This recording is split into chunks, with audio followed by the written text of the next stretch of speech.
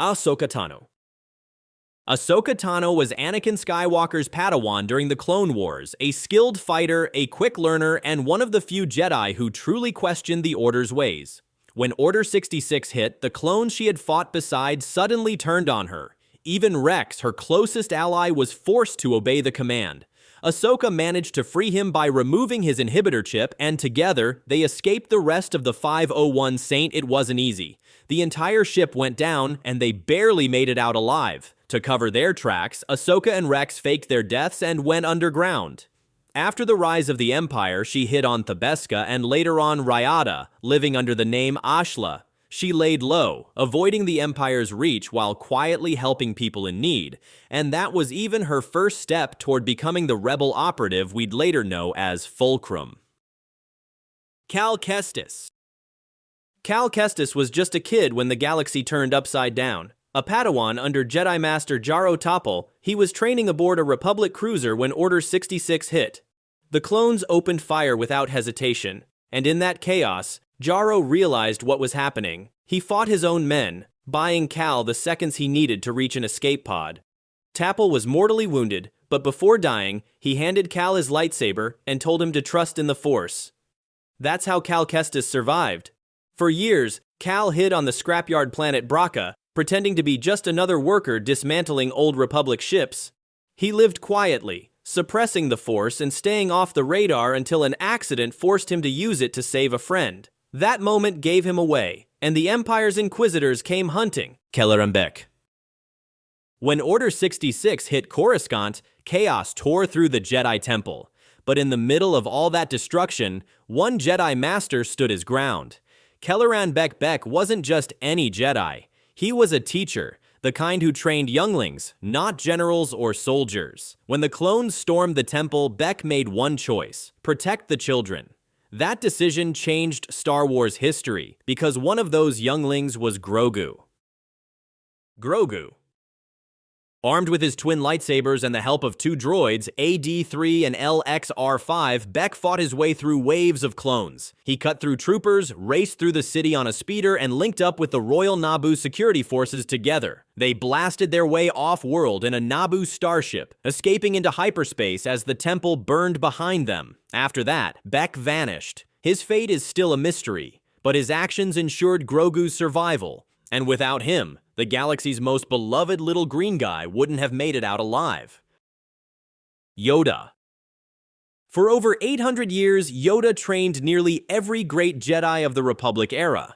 When the Clone Wars erupted, Yoda became both a general and a guardian, guiding the Jedi through a war they were never meant to fight, and when Order 66 was issued, Yoda was on Kashyyyk, leading the Wookiees against the Separatists. The moment the command went out, he felt a cold shiver through the Force as thousands of Jedi were struck down at once. The clones near him turned their weapons on him, but Yoda was ready. In an instant, he decapitated his attackers and fled with help from Chewbacca and Tarful. He soon reunited with Obi-Wan Kenobi and returned to Coruscant to uncover the truth that Anakin Skywalker had fallen and Darth Sidious was the puppet master behind it all. After failing to defeat the Emperor in single combat, Yoda accepted that the Jedi's time had ended. He went into exile on Dagobah, where he learned from Qui-Gon Jinn's spirit how to retain his consciousness after death. Obi-Wan Kenobi. When Order 66 hit, Obi-Wan Kenobi was on Utapau, fresh off his victory over General Grievous. Commander Cody received the command and turned on him without hesitation, blasting his mount and sending Kenobi tumbling into the river below. Somehow, Obi-Wan survived, slipping away from the clones and escaping the planet. He returned to Coruscant, then to Mustafar, where he faced his brother and former apprentice, Anakin Skywalker. Their duel ended in tragedy and fire. Broken but resolute, Obi-Wan took baby Luke to Tatooine and disappeared into exile. Reva Savander. Reva Savander's story began in the blood-soaked halls of the Jedi Temple. As a young Padawan during the events of Order 66, she watched Anakin Skywalker slaughter her friends before turning his blade on her. Somehow, she survived, lying still among the bodies, hiding her pain and hatred. That hatred kept her alive. Years later, she resurfaced as an Inquisitor, hunting Jedi for the very man who nearly killed her. But beneath the rage was a plan to get close enough to Darth Vader to strike him down. When her chance came, she failed, but Vader spared her life, maybe out of arrogance, maybe out of pity. The Grand Inquisitor. Before he was the Empire's top Jedi hunter, the Grand Inquisitor was a Jedi Temple guard sworn to protect the Order. But after Ahsoka Tano's trial, he lost faith watching the Jedi turn on one of their own shattered his belief in them. That bitterness made him easy prey for Palpatine, who promised him purpose under the Empire. Whether he fell before or during Order 66 is unclear, but by the time the smoke cleared, he led the Inquisitorius, hunting the very people he once stood beside. Barriss Offee. Once a trusted Jedi Knight and close friend of Ahsoka Tano, Barriss lost faith in the Order during the Clone Wars. Convinced the Jedi had become warmongers, she bombed the temple to expose their hypocrisy, then framed Ahsoka for it. Her plan failed and she was imprisoned by the Republic. That prison cell saved her life. When Order 66 came down, Barriss wasn't on the front lines, she was behind bars, spared from the massacre. After the rise of the Empire, she was given a new chance at survival, though a dark one. The Inquisitorius recruited her, turning her against her own kind. But Barriss wasn't built for cruelty. She eventually broke away, reclaiming her lightsaber and her identity, wandering the galaxy as a healer trying to atone for her sins. Her story ended in tragedy when she crossed paths with the fourth sister, once her friend Lyn Rakish. Lyn Rakish. Lyn Rakish didn't truly survive Order 66, she was broken by it. She was once a respected Jedi Master, but when she was captured during the Purge and given an impossible choice, die as a Jedi or live as a servant of the Empire, she chose survival, renouncing the Order and becoming the fourth sister of the Inquisitorius. Trilla Suduri. Trilla Suduri survived the Purge by going into hiding with her master, Ciri Junda, and a group of younglings. But when the Empire captured Ciri, everything fell apart. Trilla was eventually found, tortured, and broken by the Inquisitors. The pain and betrayal twisted her spirit until she became the second sister, one of the most feared Jedi hunters in the galaxy. In Star Wars Jedi Fallen Order, her story comes full circle when she faces her former master again. Ciri Junda. Ciri Junda's survival came at a devastating cost. After Order 66, she fled with her Padawan, Trilla Suduri, and a handful of younglings, but the Empire eventually caught them. Under brutal interrogation, Ciri broke, revealing Trilla's location. That moment haunted her forever. When the Empire later paraded Trilla before her, now fully turned as the second sister, Ciri's anguish boiled over. She unleashed her rage, tapping into the dark side and slaughtering nearly everyone in the fortress before escaping. Racked with guilt, she cut herself off from the Force and spent years in hiding. But her story didn't end there. She eventually returned to her Jedi path in Star Wars Jedi Survivor, joining the hidden path to protect those still being hunted. Her redemption was short-lived as she faced Darth Vader himself and fell in battle, dying as the Jedi she once thought she could never be again. Seventh Sister.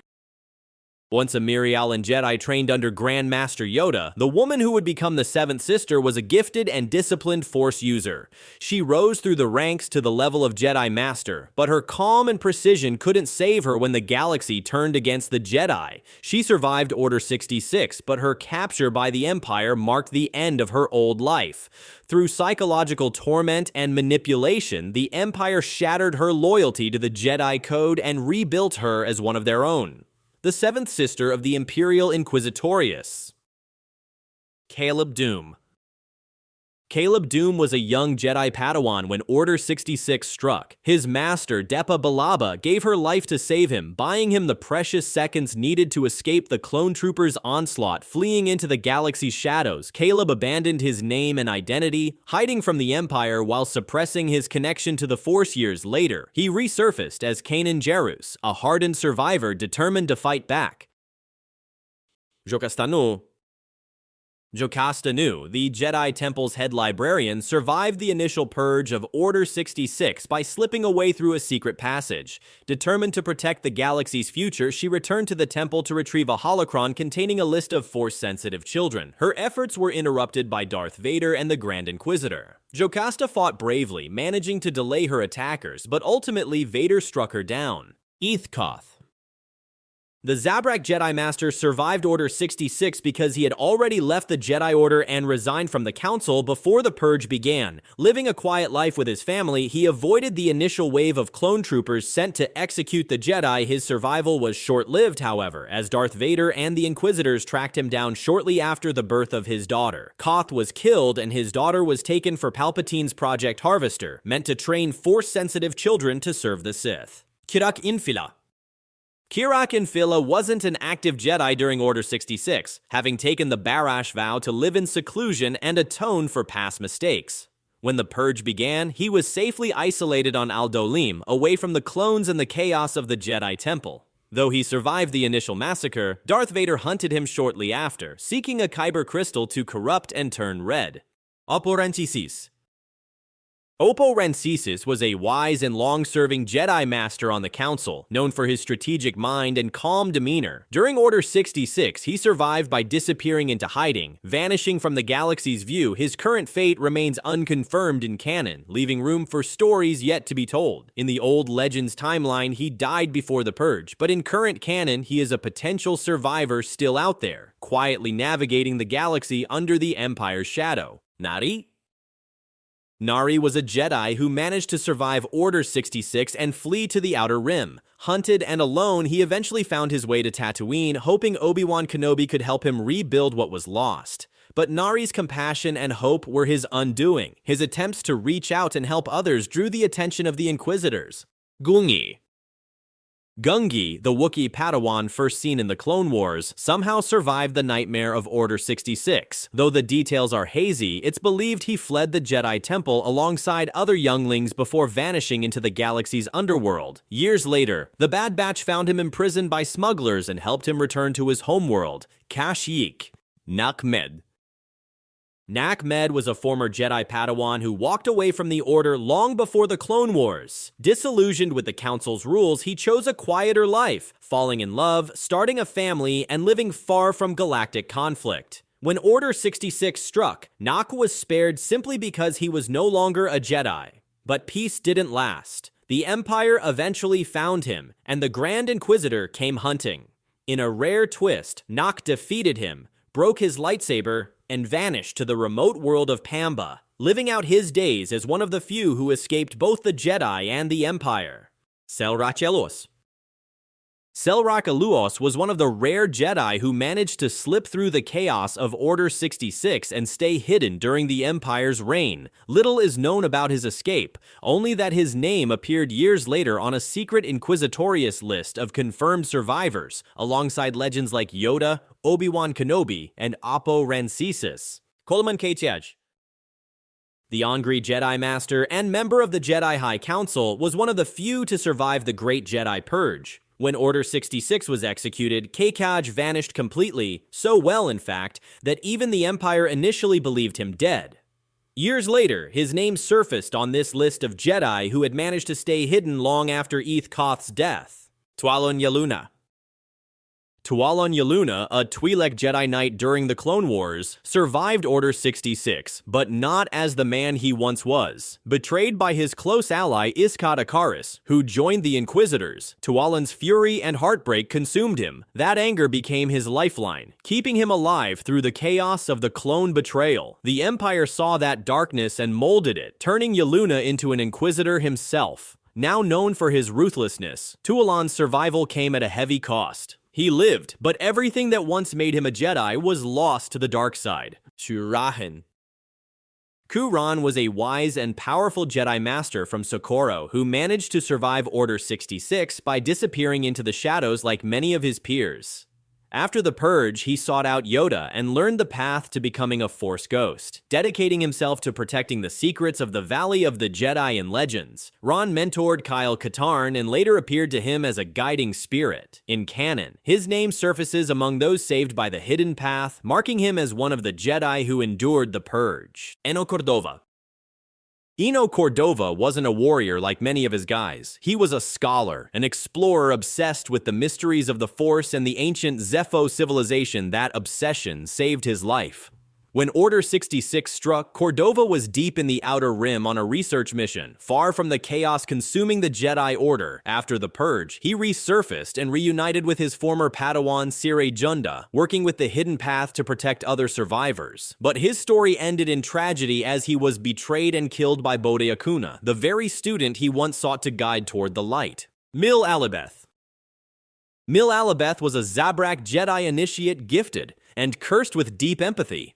Her connection to others was so powerful that even being near violence made her sick. So, unable to bear the horrors of the Clone Wars, Mil left the Jedi Order before the fighting reached its peak. That decision ultimately saved her life when Order 66 was executed. Away from the battlefield, she learned to use her abilities to heal and comfort others rather than fight. Vivert Stag. Vivert Stag was once a bright and eager Jedi initiate set to forge her first lightsaber on Ilum during the Gathering, but the Clone Wars changed everything. When Order 66 struck, Vivert vanished alongside many lost younglings. Years later, she resurfaced, alive and hardened, working as a bounty hunter in the era of the First Order still. She wasn't alone. Vivert reunited with her old friend Mil Alibeth, another survivor who had walked away from the Jedi path. Together, the two former initiates carved out a life on their own terms, far from the temples and wars that once defined them. Nedris Nar. Nedris Nar was a Jedi Padawan who survived Order 66 thanks to the sacrifice and quick thinking of his master, Vanzil Mar Klar. Together with a small group of younglings, they escaped to a hidden Jedi temple where they continued their training in secret there. They faced manifestations of the dark side. I'm talking tests that hardened their resolve and strengthened their bond with the Force years. Later, while the Inquisitors scoured the galaxy for survivors, Nedris and his companions remained hidden, dedicating their lives to finding and training new Jedi. Lycostrata.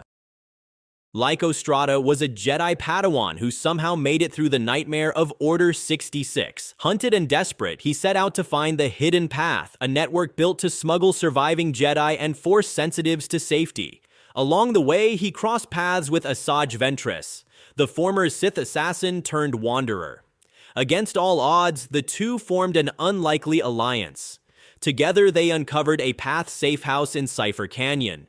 But when the moment came, Lyco chose to stay with Ventress instead. Quinlan Vos.